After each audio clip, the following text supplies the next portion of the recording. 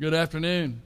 We are live here at noon again on Tuesday. It is May the 19th, 2020, and just wanted to share a little bit with you about what's going on in our local area during our Tuesday update. So I did run across this I thought you might be interested in. I don't know if it's going to come up. Got a picture? There it is. So that was... isolation means a lot of things to different people, right? So mask mandates even by Bucky himself. So Connie and I were able to get that picture earlier this week. But we're glad to be here today and to share some things with you. Texas has now entered phase 2 of Governor Abbott's reopening of businesses in the state of Texas.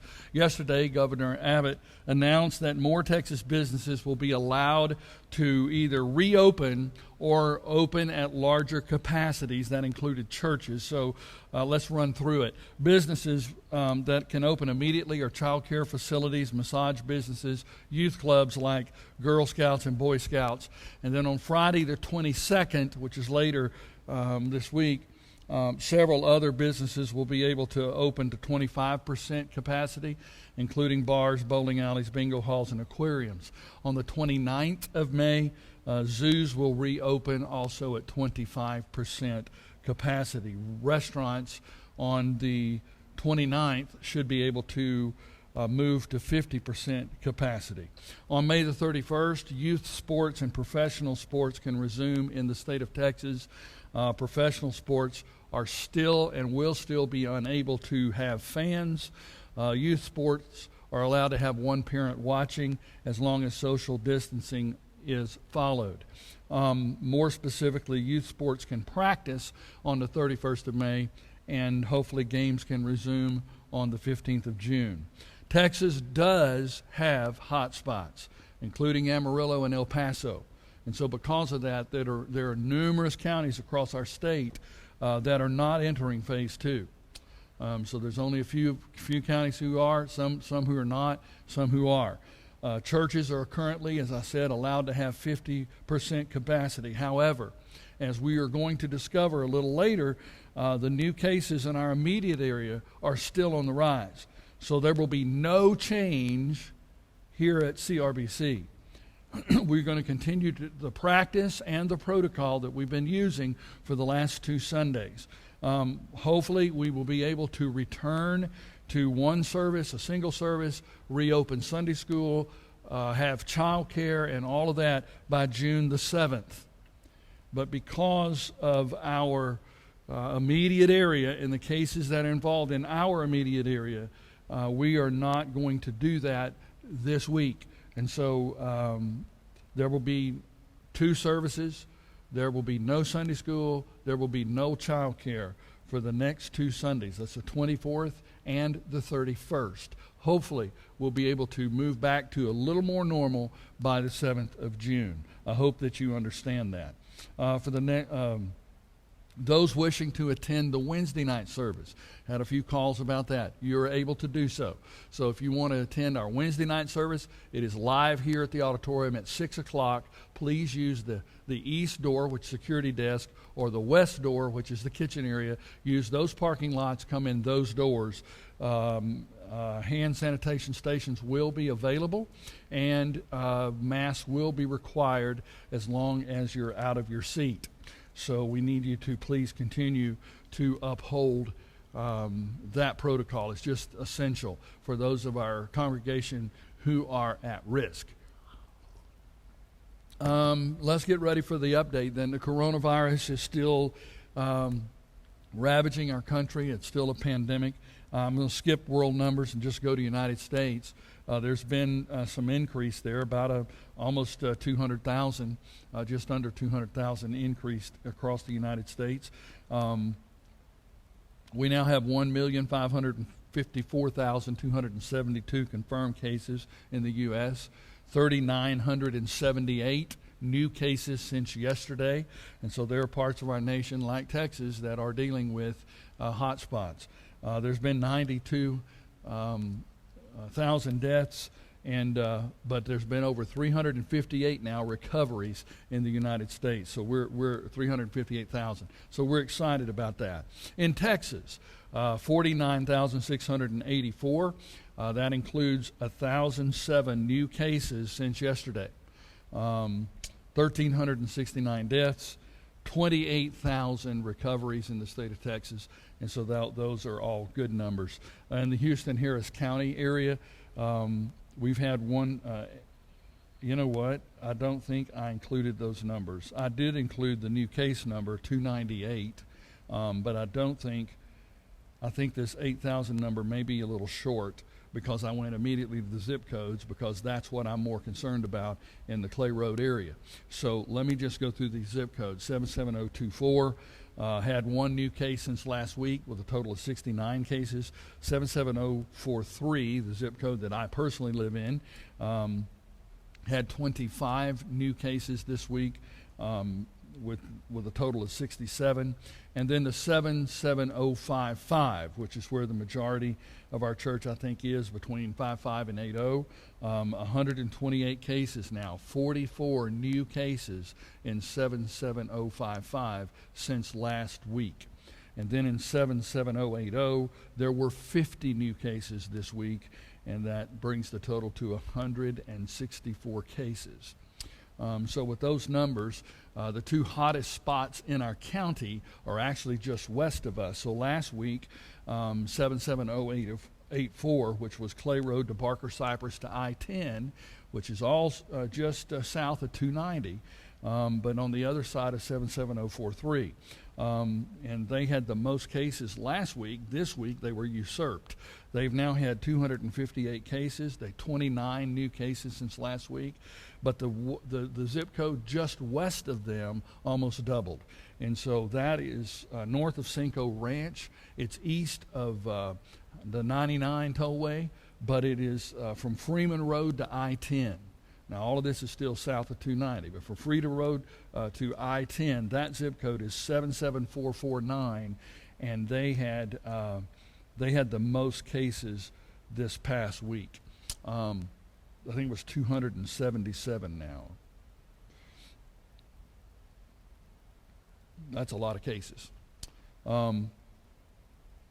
In all, we've had 71 new cases, not counting those two zip codes. We've had 71 new cases just in the general vicinity of Clay Road Baptist Church. So for that reason, for the next 2 weeks, we're going to continue our current protocol, our current processes, and we will be having 2 services, no Sunday school, no child care, and live at 9:30, live at 11 o'clock. We have still a minimum standard of health protocols to make sure get done, including sanitation of the chairs and all the doorknobs and everything that's touched during our services. And so we will continue to maintain our 6-foot spacing, and we will continue to sanitize and use good social distancing. Individuals who are 65 and older are at a higher risk. I showed you those numbers a couple of weeks ago. And so to the extent possible, avoid contact with anyone that is 65 or older, just for their health and their safety. Stay at home as much as possible, and carry hand sanitizer. Use it regularly. I carry it with me everywhere I go, right there. So it's something that is our new norm, and we just need to start, I guess, getting used to it. One of the things I would ask that you could do to help us here at Clay Road Baptist Church, if you are a member or regular attender of Clay Road Baptist Church, is go online. They have a new contact information update online. You can fill this out. We're asking everyone who comes to the service to fill it out as well. And we're trying to get our database up, a little more current.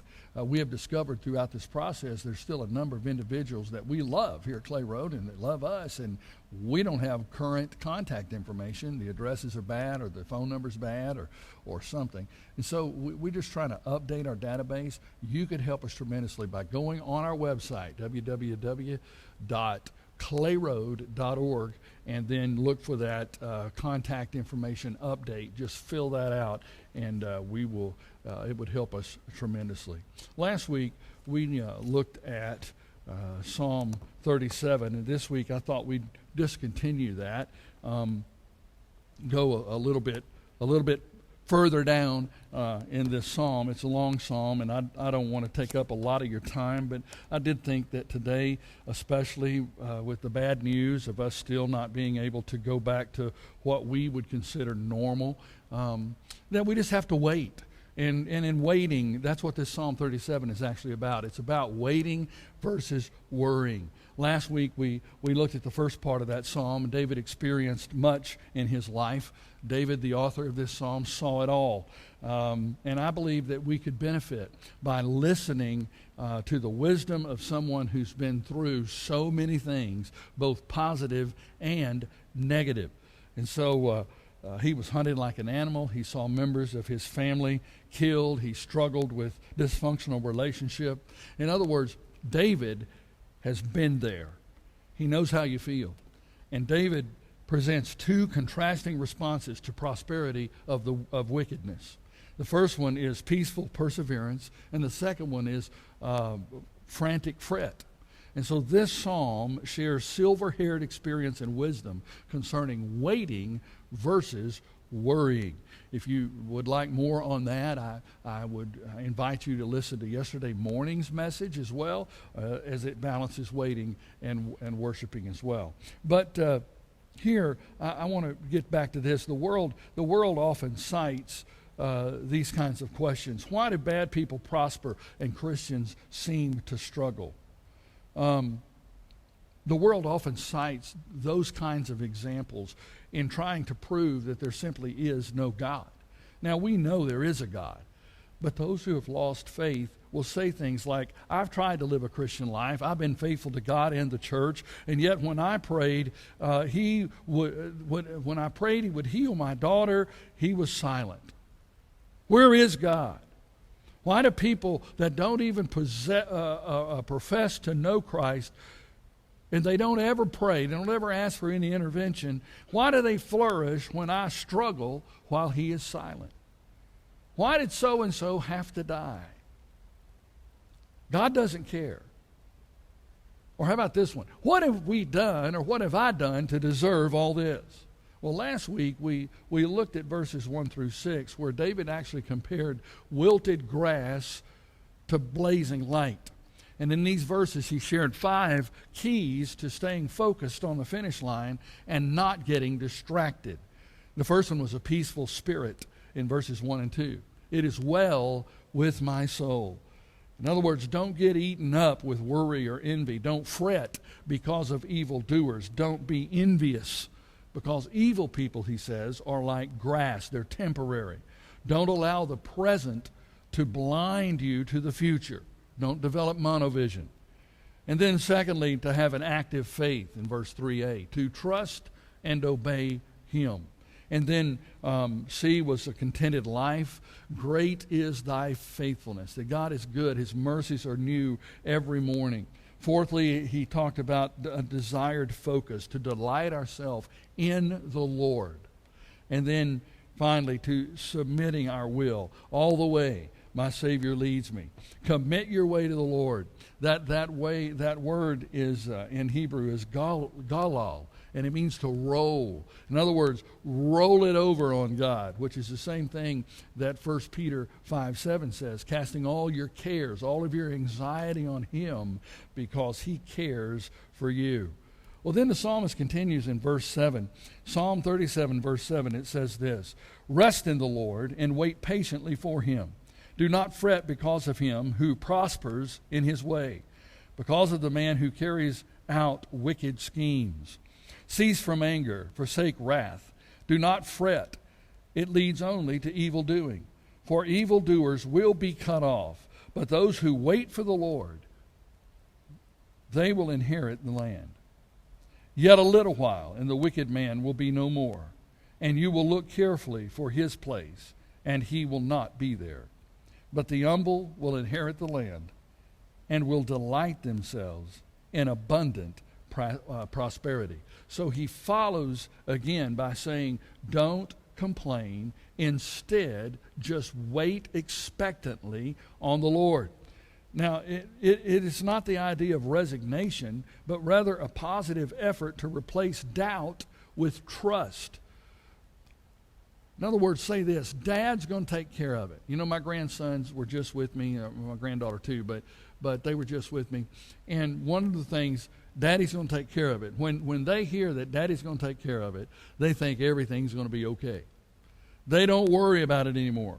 If Dad's got it on his clipboard, then they can rest knowing that it's going to be taken care of.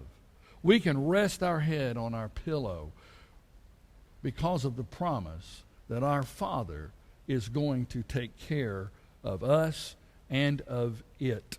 And then he says, do not be agitated. Refrain from anger. Give up your rage. Do not be agitated. It will only bring harm. Well, in other words, quit being frustrated by things that simply don't matter. Things and people. If we exhibit anger, then that's an indication that we are actually fretting.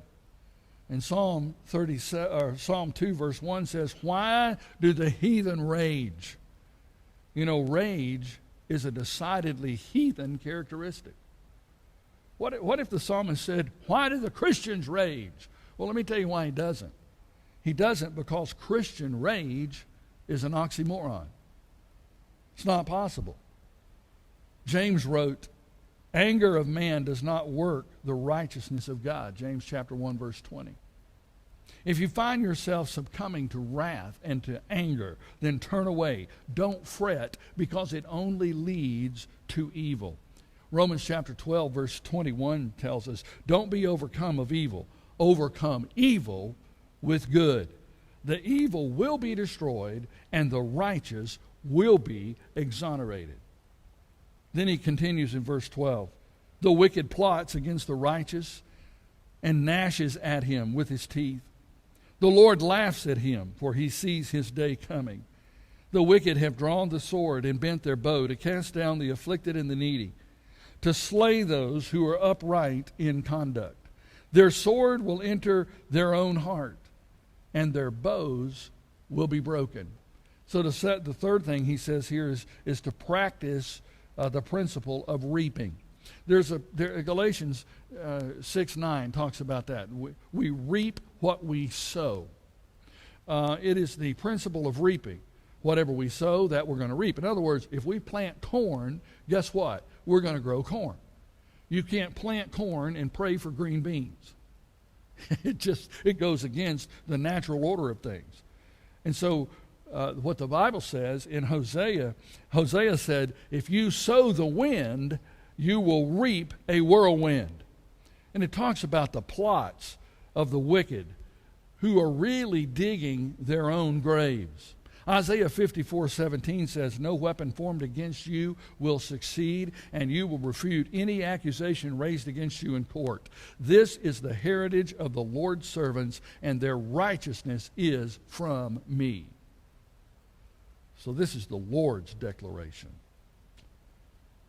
No weapon's going to prosper. So you know what? The principle of reaping. If you want kindness, sow kindness. If you want to reap love, sow love. You reap what you sow. And then finally, for today, he looks at smoke versus substance. Look at verse 16. Better is the little of the righteous than the abundance of many wicked. For the arms of the wicked will be broken, but the Lord sustains the righteous. The Lord knows the days of the blameless, and their inheritance will be forever. They will not be ashamed in the time of evil, and in the days of famine they will have abundance. But the wicked will perish, and the enemies of the Lord will be like the glory of the pastures. They vanish like smoke. They vanish away. The wicked borrows and does not pay back, but the righteous is gracious and gives. For those blessed by him will inherit the land, but those cursed by him will be cut off. And so he finishes this last thought with smoke versus substance. See, the section contrasts the righteous with the wicked. And he says this, the little that the righteous has is better than the abundance of the wicked, because their abundance won't help them. It doesn't satisfy them. And their abundance won't last. It is temporary. And so the inheritance of the righteous, it lasts forever, for eternity. They are watched over. They are aided. They are provided for. And they are kept. The wicked will be broken. They'll be cursed and destroyed. Remember what we said last week. The laboring ox has a brighter future than the pastured ox does. What the unsaved have in their hands is much greater than what they have in hope. In other words, for the wicked, this is the only heaven they will ever know. But those of us who are children of the Father, listen, this earthly existence is the only hell we will ever experience. So it may seem that the wicked prosper. It may seem that we can't get ahead. There's no hope for us. But you know what? David tells us again in his own words why we should stand firm. Look again at verse 25. I've been young, and now I am old. Yet I have not seen the righteous abandoned or his children begging bread. He is always generous, always lending, and his children are a blessing. David says, I was a young boy, facing lions and bears, tending sheep, and I've never seen the righteous forsaken. I was a young lad who faced a giant, yet I've never seen the righteous forsaken. I was a young man facing powerful and vengeful King Saul, who wanted to kill me, yet I've never seen the righteous forsaken. I hid in caves, fearful for my life, yet he brought me out. I've never seen the righteous forsaken. I was a king, and my son, my own son, rebelled against me and tried to have me killed, yet I've never seen the righteous forsaken. I know what it is to hear the accolades of man and to hear their cheers turn into jeers, yet I've never seen the righteous forsaken. I've experienced both favor and disdain. I have been given undue credit, and I have felt the pain of unmerited blame. Listen, I've been favored and I've been a fugitive. I've danced and I have drowned in bitter tears. I've feared and I have been feared. Honey, I've been there. But this one thing I know, I've never seen the righteous forsaken or the seed of the Lord, the children of God, begging bread. He is always generous. He is always responsive. And his children are always blessed. I want to thank you for being with us today. Just to recap and kind of give you one last little thing here before we leave, is to say this. We want you to join in with us. We're going to be live on Sunday morning at 11 o'clock for the next 2 Sundays. And we're also going to be live at 6 o'clock on Wednesday night. And we'll have updates every Tuesday at noon. You can listen to the sermons by using Dial a Sermon. If you don't have any internet access at all, no smartphone or anything, the number is 281-729-5298. You'll hear the latest sermon. So if you call on Monday, you're going to hear Sunday's sermon. If you call on Sunday, it'll depend on what time they got it up. But they're going to change it right after Sunday and right after Wednesday every week so that you get the latest sermon. We also added a week or so ago Dial a Study. So you can now get Miss Connie's Bible study on by dialing 832-974-2858. And Connie's Bible studies are being released now once a week every Monday at noon. And so she's talking about standing on the promises. And so yesterday at noon on YouTube, it was released, and you can go hear it. You can also hear it on Dial a Study at 832-974-2858. If you have needs, please email me at bruce@clayroad.org. And let me know what those needs are. You just need prayer. We do have some in the Spanish Mission who do have COVID. They're in the hospital. And so they have not been here, but we are praying for them. And so if you have needs like that, please let us know. Also call Rachel at the church office. It's 462-3401. I also want to thank you for your generosity, because giving has been steady. You can give. People say, how can I do it? Well, you can mail us a check to Clay Road Baptist Church, 9151 Clay Road, Houston, Texas, 77080. Or you can get online. You can do text to give by texting CRBC to the number on the screen. I can't see it.